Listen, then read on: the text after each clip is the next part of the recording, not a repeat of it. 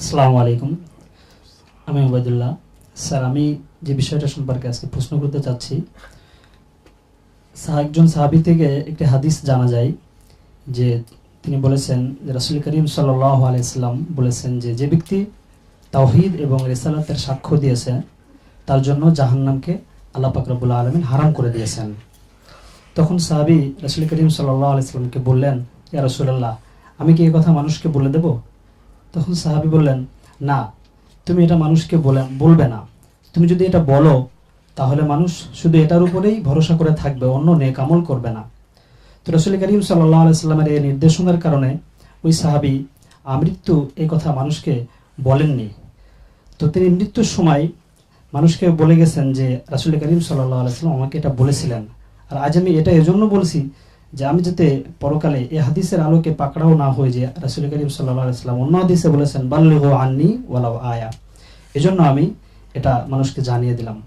তো আমি স্যারের কাছে প্রশ্ন করতে চাচ্ছি যে স্যার, যদি হাদিসটি এরকমই হয় যে শুধু তাওহীদ এবং রিসালাতের সাক্ষ্য দিলেই সেই ব্যক্তির জন্য জাহান্নাম হারাম হয়ে যাবে, তাহলে মুমিনরা সবসময় ভীত সন্ত্রস্ত থাকে, আমি যে ইবাদত বন্দেগী করছি, নামাজ রোজা করছি, সেগুলি কবুল হচ্ছে কি হচ্ছে না, সবসময় একটি ভয় কাজ করে।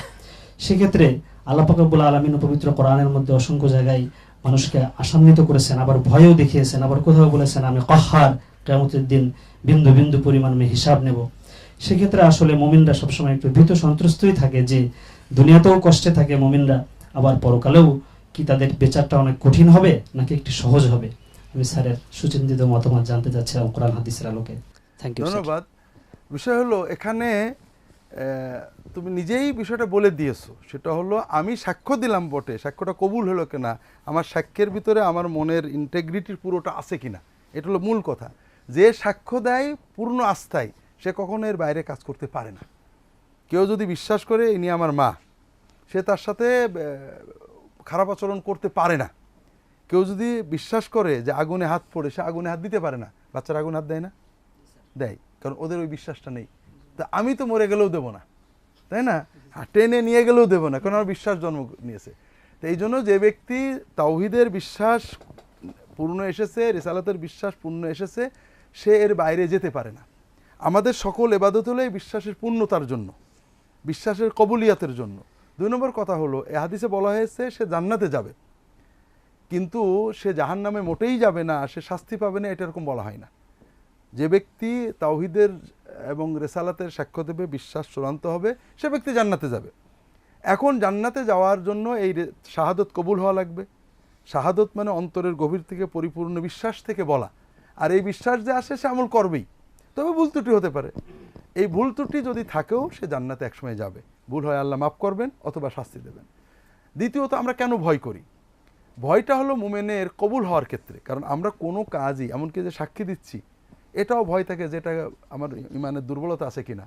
আমি সাক্ষ্য দিচ্ছি আল্লাহ ছাড়া কোনো মাবুদ নেই, অথচ মানুষের ভয়ে এই কাজটা করে ফেললাম, তাহলে তো আল্লাহ যদি এটা ধরে। আল্লাহর যে সাক্ষ্যটা আমি দিলাম, এটা আসলে আমি পারফেক্ট দিলাম কিনা। আমরা কোনো ইবাদতই যে আল্লাহর কাছে দাবি করতে পারবো না, আল্লাহ আমি 100 ভাগ 100 নম্বরে অ্যান্সার দিয়েছি, তোমার পাস করাতেই হবে। আমাদের আমলে ত্রুটি থাকে, এই জন্য আমাদের ভয় থাকে।